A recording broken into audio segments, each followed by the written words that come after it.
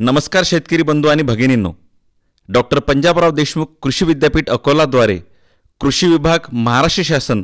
तथा इतर संलग्नित संस्थांचे संयुक्त सहभागातून 3 दिवसीय खरीप शिवार फेरीचे आयोजन दिनांक 20, 21 व 22 सप्टेंबर 2024 दरम्यान डॉक्टर पंजाबराव देशमुख कृषी विद्यापीठाच्या अकोला येथील प्रक्षेत्रावर करण्यात आले आहे।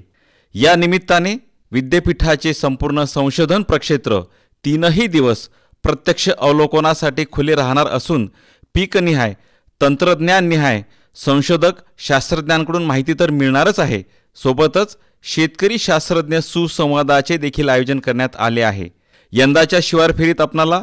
तेलबिया पिके, नगदी पिके, डाळवर्गीय पिके, तृणधान्य पिके, फळ पिके, भाजीपाला पिके, शोभिवंत फुलपिके, सेंद्रिय शेतीचे विविध पैलू,